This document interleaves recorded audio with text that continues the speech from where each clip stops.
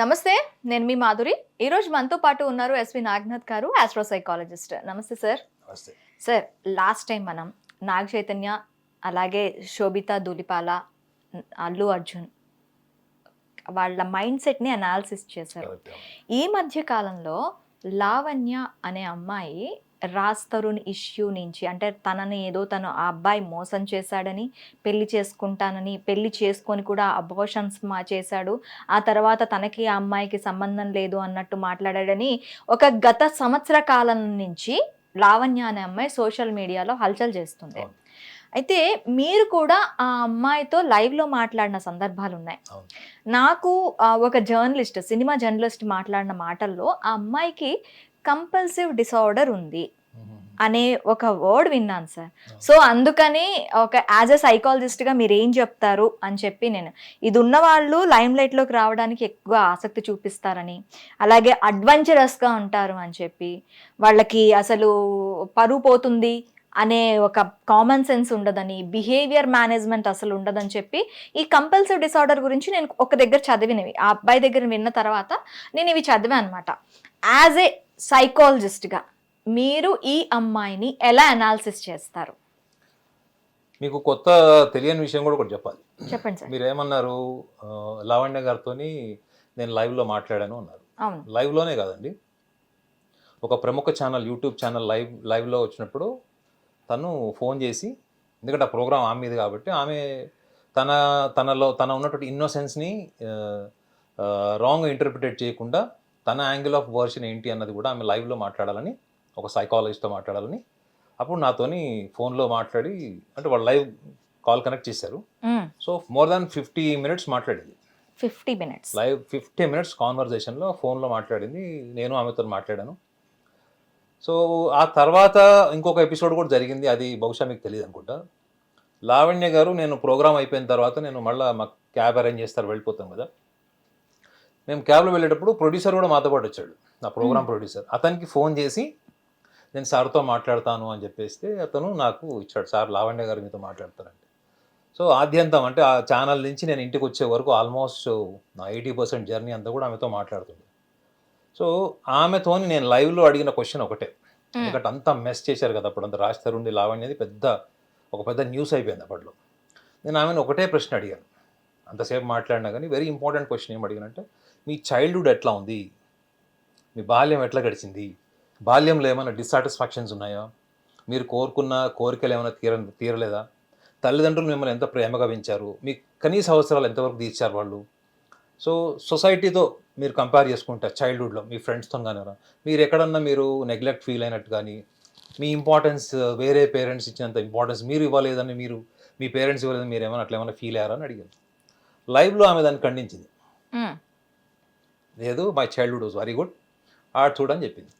So అయిపోయిన తర్వాత నేను అదే క్వశ్చన్ ఆమెను అడిగాను మళ్ళీ కార్లో ఇంటికి వెళ్ళేటప్పుడు, అప్పుడేం లైవ్ లేదు కదా.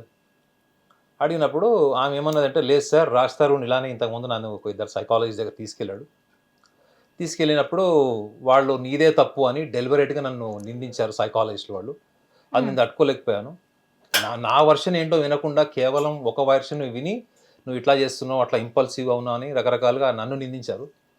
సో బహుశా మీరు కూడా నన్ను అట్లా లైవ్లో నిందిస్తారేమో అన్న రీజన్ వల్ల నేను దాన్ని ఖండించాను అని చెప్పింది అన్నమాట. ఆ తర్వాత నా నెంబర్ తీసుకుంది, నెంబర్ సేవ్ చేసుకుంది, ఆమె నెంబర్ ఇచ్చింది.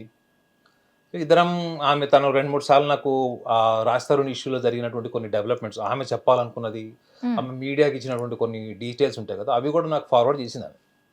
బట్ నేను ఆ ప్రోగ్రామ్ తర్వాత నేను ఎక్కువ బెంగళూరులో ఉన్నాను కాబట్టి నేనేం పెద్ద ఇంటరాక్ట్ కాలేదు, అసలు చూడడం కూడా చూడలేదు అది.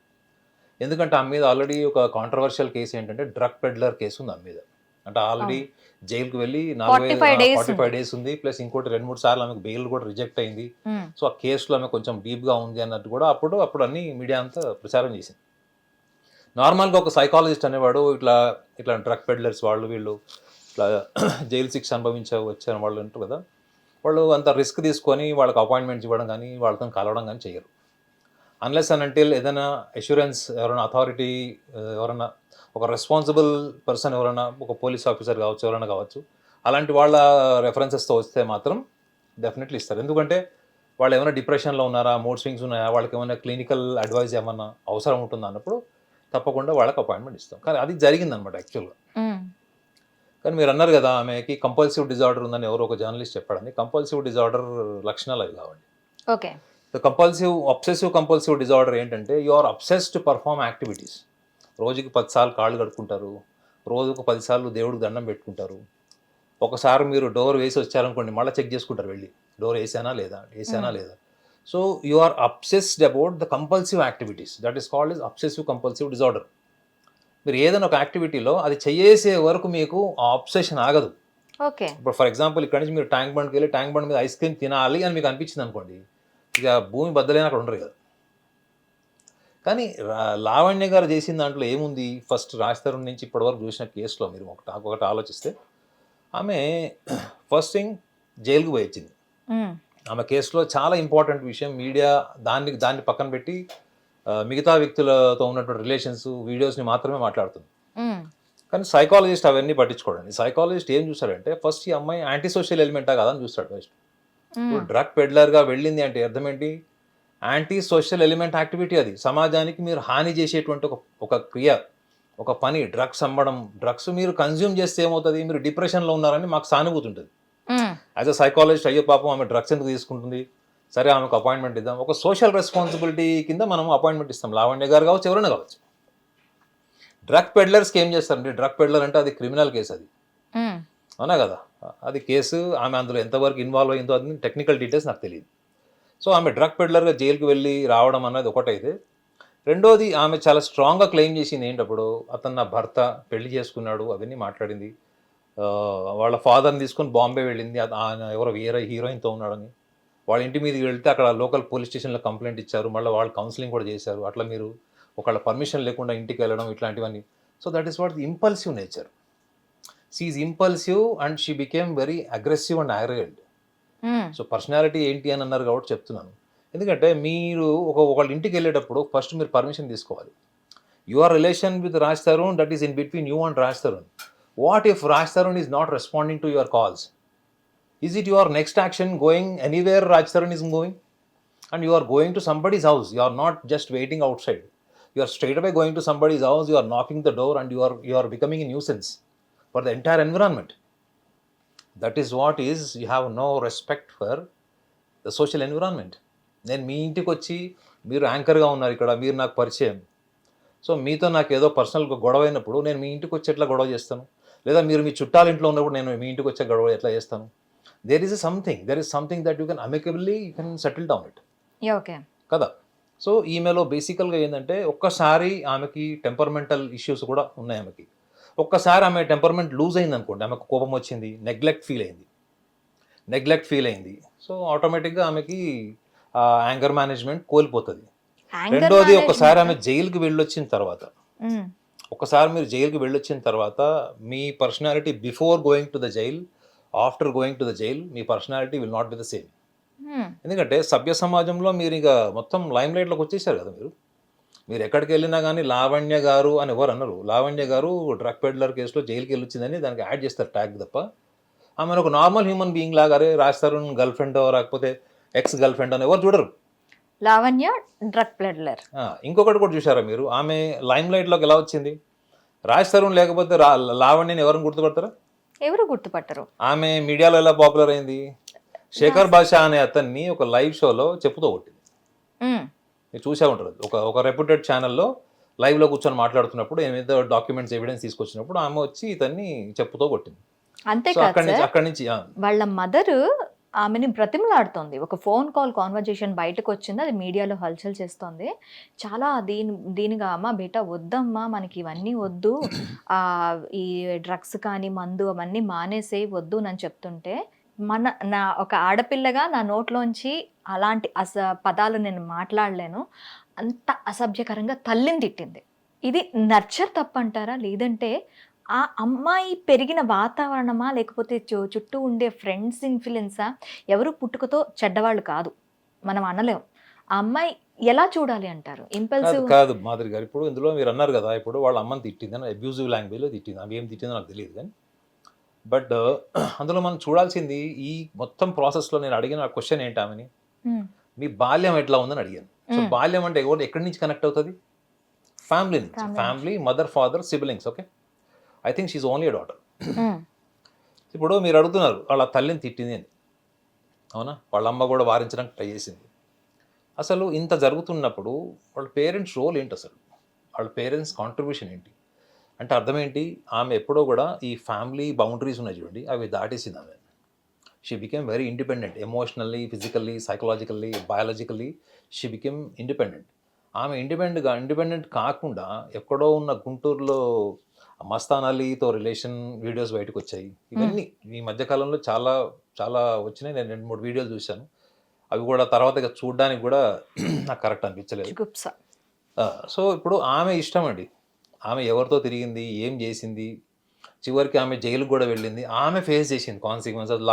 లాయర్స్తో మాట్లాడుకుంది, ఆమె డబ్బులు ఖర్చు పెట్టుకుంది, అన్ని రకాల పనులు ఆమె ఫేస్ టు ఫేస్ హ్యాండిల్ చేసింది అన్నిటిని. కానీ ఇందులో నేను చూసిన యాంగిల్ ఒకటి ఏంటంటే, ఇంత జరిగిన తర్వాత కూడా వాళ్ళ పేరెంట్స్ ఆమెను రెస్ట్రిక్ట్ చేసే స్టేజ్లో ఆమె ఉంటుందని మీరు అనుకుంటున్నారా? ఇంత వైలెన్స్ క్రియేట్ చేసి జైలుకు కూడా వెళ్ళొచ్చింది. ఆమె రీజన్స్ ఆమెకు ఉంటాయి. ఆమె ఇన్నోసెంట్, ఆమెను అనవసరంగా కేసులు ఇరికిచ్చారని ఆమె నాతో కూడా చెప్పింది. ఇన్నోసెంట్ అని మీరు నమ్ముతున్నారా? అంటే నమ్మలేం కదా, ఎందుకంటే ఇప్పుడు డ్రగ్ కేసులో సైకాలజిస్టుల perception not only towards Lavanya. ఒక డ్రగ్ మాఫియాతో ఉన్నారా ఒక వ్యక్తి, ఎవరన్నా ఆడ మగ ఎవరైనా కావచ్చు, ఒక డ్రగ్ మార్కెట్లోకి తీసి మీరు అమ్ముతున్నారంటే మీకు ఏదో ఒక బ్యాక్గ్రౌండ్ లేకుండా మీరు అంత రిస్క్ తీసుకోలేరండి. మీకు బ్యాకింగ్ లేకుండా రిస్క్ తీసుకోరు ఈ కేసులో. రెండో విషయం కూడా ఇందులో ఇంట్రెస్టింగ్ ఆస్పెక్ట్ ఏంటంటే, ఒక వ్యక్తి తన పర్సనల్ డొమైన్లో కొన్ని వీడియోస్ సేవ్ చేసుకున్నప్పుడు ఆ వీడియోస్ ఎటువంటి కంప్లైంట్స్ లేవు ఆ వీడియోకి అగేన్స్ట్. అవును.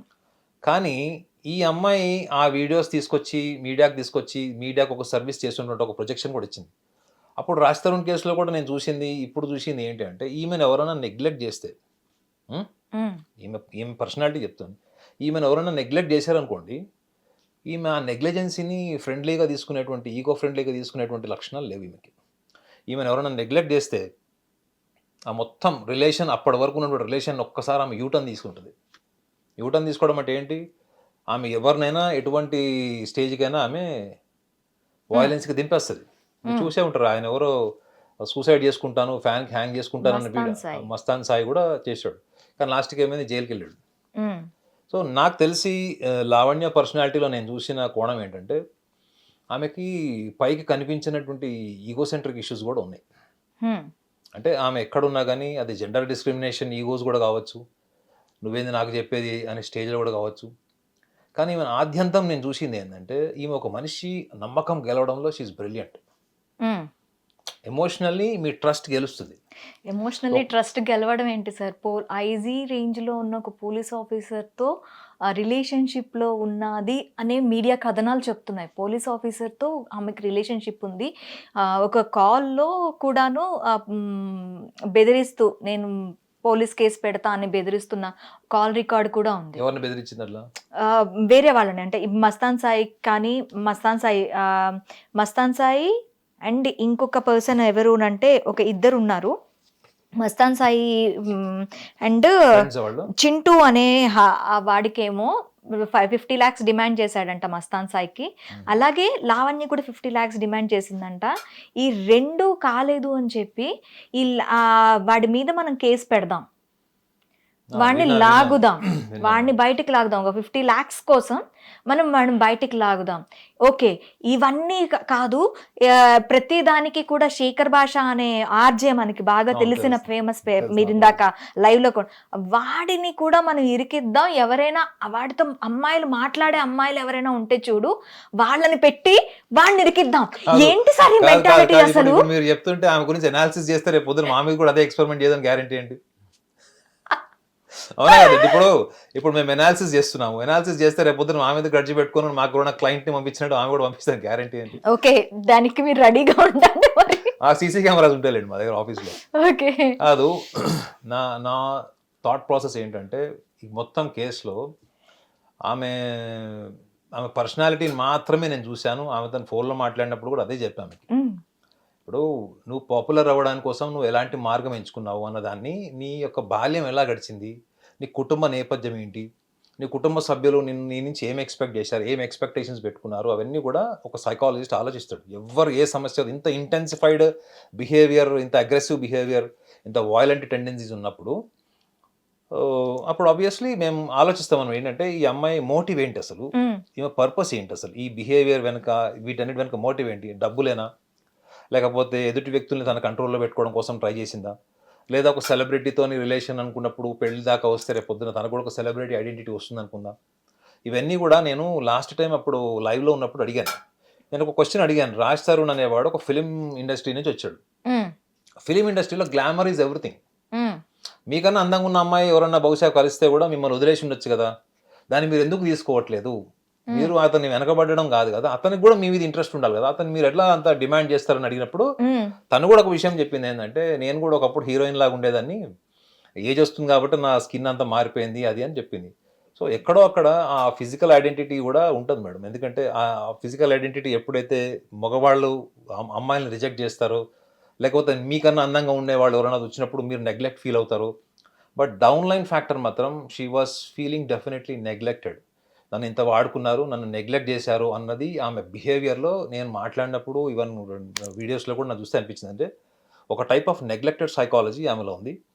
రెండోది, ఆమె నెగ్లెక్ట్ ఫీల్ అయ్యే ముందు ఒక మనిషి దగ్గర అంత ట్రస్ట్ గెలవకుండా అలాంటి పర్సనల్ వీడియోస్ చేయలేరు ఎవరు. రాజ్ తరుణ్ కూడా చాలా పర్సనల్ క్లోజ్ ఇంటిమేట్ వీడియోస్ కూడా అప్పట్లో నేను చూశాను. వీళ్ళిద్దరూ బాగా జెల్ అవుతున్నది.